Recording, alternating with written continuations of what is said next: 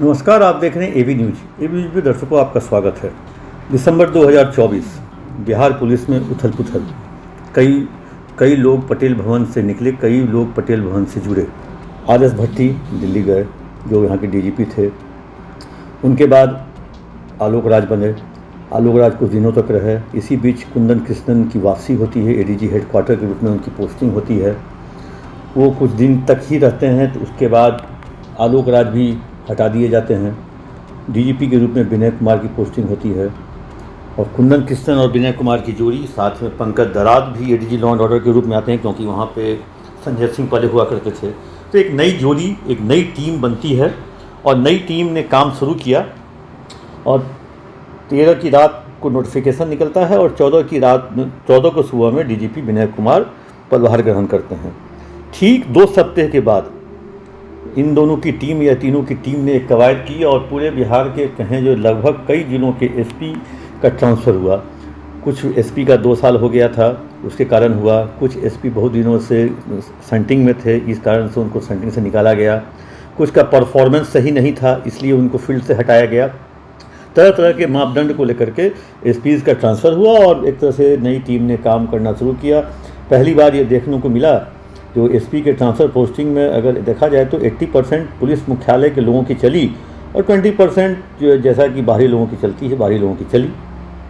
और ये शायद लगता है जो पिछले 20, 25, 30 वर्षों में मतलब पिछले 20 साल के अगर मुख्यमंत्री नीतीश कुमार के शासनकाल में देखा जाए तो ये शायद इससे पहले नीतीश कुमार ही करते थे ट्रांसफ़र पोस्टिंग, लेकिन पिछले 5 वर्षों में ये जो है ये किसी और के हाथ में चला गया था, 5-6 वर्षों में।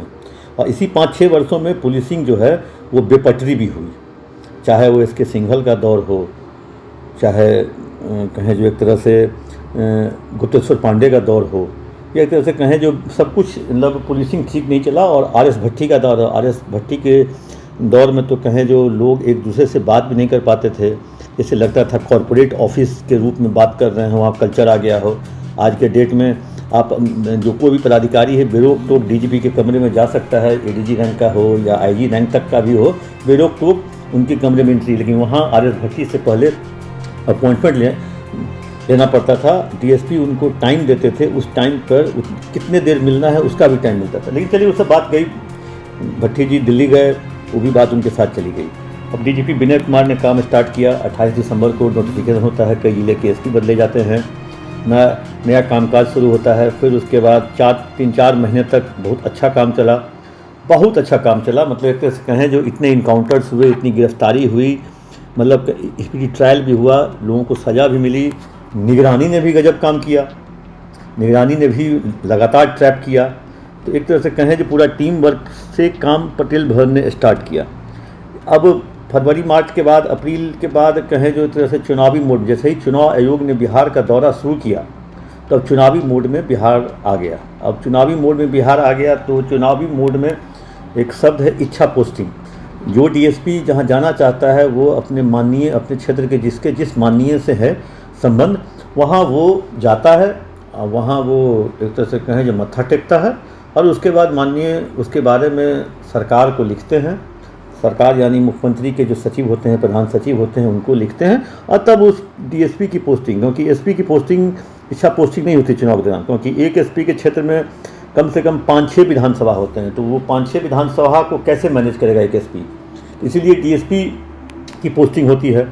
और अब सभी डीएसपी अपने अपने आकाओं के पास जो हैं वो पहुँच चुके हैं, लिस्ट भी सब जगह से पहुँच चुकी है। मतलब कहें जो सीएम हाउस कुछ पोस्टिंग भी हो रही है। तो और सबसे खास बात है जो पोस्टिंग वैसे लोगों की हो रही है, वैसे जगहों पे हो रही है जिसको लेकर के पटेल भवन बेचैन है, क्योंकि पटेल भवन को कहें जो गुड गवर्नेंस भी देना है, सुशासन जो 4 महीने 5 महीने जो लाया गया है पटरी पर, उसको मेंटेन भी रखना है। तो वैसी स्थिति में इन सबों को लेकर के जो कहें एक तरह से पटेल भवन बेचैन है।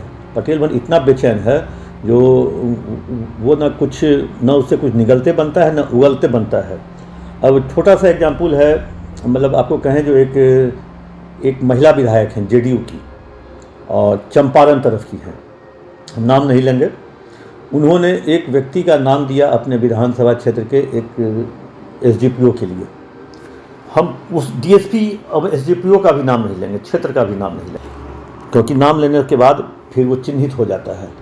लेकिन उस महिला विधायक ने जिस व्यक्ति का नाम दिया, उस व्यक्ति के नाम के जगह पर दूसरे व्यक्ति की वहाँ पोस्टिंग हो गई। अब यहाँ इच्छा पोस्टिंग किसी की थी, मतलब विधायक ने किसी को मांगा, मिल गया कोई। वो व्यक्ति को देने के लिए, वहाँ भेजने के लिए पटेल भवन तैयार नहीं, क्योंकि उस पर क्योंकि जो एसडीपीओ का वो पोस्ट है, जो हाँ वो जगह है, उसके लिए पटेल भवन उसे फिट नहीं मानता। लेकिन अब क्या करें, क्योंकि सरकार की तरफ से आ गया, उसी को पोस्ट करना है। और अब वो 5-6 महीने हो सकता है चुनाव के बाद वो रिटायर कर जाए। वो वैसा एसडीपीओ का क्षेत्र है जहाँ पर पिछले 5, 6, 7 या 10 वर्षों से वैसे ही एसडीपीओ की पोस्टिंग होती रही है, जिसका 1 साल से कम नौकरी रहता है। क्योंकि वनडे मैच आपने देखा होगा, जो अंतिम के 10 ओवर या अंतिम के में स्लॉग ओवर जिसको कहते हैं, उसमें धुआंधार बैटिंग होती है। तो कैरियर के या रिटायरमेंट से पहले 1 साल के पहले आदमी वहाँ उस जगह पर बैटिंग करने जाता है। बैटिंग से मतलब आप समझ गए होंगे दर्शकों कि किस तरह की बैटिंग होती है पुलिसिंग में। एक यही नहीं, दूसरा एक और है, एक महिला एएसपी या डीएसपी कहें, वो भी चंपारण क्षेत्र में ट्रेनिंग ले रही थी। वो भी काफ़ी चर्चा में थी, चर्चा में रही। अभी उनकी कहें जो एक तिरहुत क्षेत्र में उनकी पोस्टिंग हो गई है। तिरहुत हम पूरा कमिश्नरी बोल रहे हैं, आप उससे अंदाज़ लगा लीजिएगा कौन सा इलाका है। वो वहाँ पहुँची, वहाँ भी उनके काफ़ी जलवे दिखे। उसको इस पोस्टिंग को लेकर के भी पटेल भवन खासा नाराज़ था, क्योंकि उस महिला डीएसपी की शिकायत जहाँ वो पहले थी ट्रेनिंग ले रही थी, वहाँ से भी पुलिस मुख्यालय को मिली थी। उसके बाद वो तिरहुत क्षेत्र में पहुँच गई हैं। इसको लेकर के भी पटेल भवन ने नाराज़गी जताई। लेकिन पटेल भवन कल नाराज़गी जता सकता है, कुछ कर नहीं सकता है। लेकिन ऐसा हुआ। अब इस तरह के कई लोगों की पोस्टिंग अभी होनी है, जो पटेल भवन के पास सूचना है, मतलब कई ऐसे जो फिट नहीं बैठ रहे हैं फील्ड में, उनकी पोस्टिंग होने जा रही है, जिसको लेकर के मतलब कहें जो वर्तमान जो व्यवस्था है पटेल भवन की, वो दोनों हाथ अपने सर पे रख लिया है। जो अब आगे क्या होगा, क्या करें। लेकिन भाई जो कलम का व्यक्ति है, वो कलम का जो धनी होता है, उसके लिए कई सारे रास्ते होते हैं। पटना में एक बहुत पहले एक सीनियर्स की हुआ करते थे, कुमार राजेश चंद्रा। तो कुमार राजेश चंद्रा का ये कहना था कि चीखने और चिल्लाने और गुस्सा करने से कोई फ़ायदा नहीं होता है।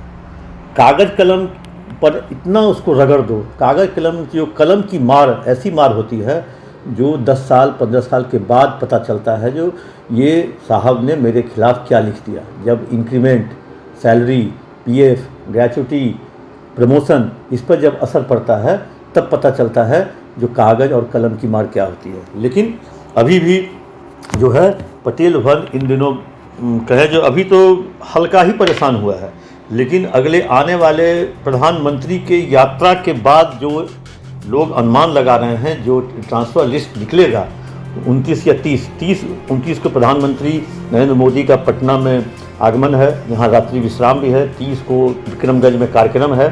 30 के बाद हो सकता है, मतलब 1-2 दिन के बाद ये लिस्ट निकलेगा और कहें जो पूरा बिहार चुनाव के मोड में चला जाएगा। ट्रांसफ़र पोस्टिंग भी फाइनल हो जाएगा।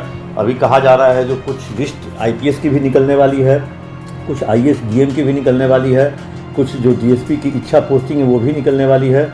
लेकिन पटेल भवन कोई लिस्ट नहीं बनाने जा रहा है। पटेल भवन ने साफ तौर पर कह दिया है, सरकार जाने, सरकार का चुनाव है और अब चुनाव आयोग जाने तो जिसको हटाना है अब चुनाव आयोग हटाए। अब पटेल भवन कोई लिस्ट नहीं बनाने जा रहा है। तो इसको लेकर के देखिए, जो पटेल भवन जो पिछले 5-6 महीने के 14 दिसंबर से अगर जोड़ा जाए तो जनवरी, फरवरी, मार्च, अप्रैल, मई, मतलब 5 महीने से अधिक समय हो गया। और 5 महीने में ठीक है घटनाएं घटी, उद्भेदन भी हुआ, कई चाहे तनिष्क हो, जीवा हो, सब जगह लूटपाट हुआ, सब जगह बरामद हुआ। 12 से 14 इनकाउंटर हुए।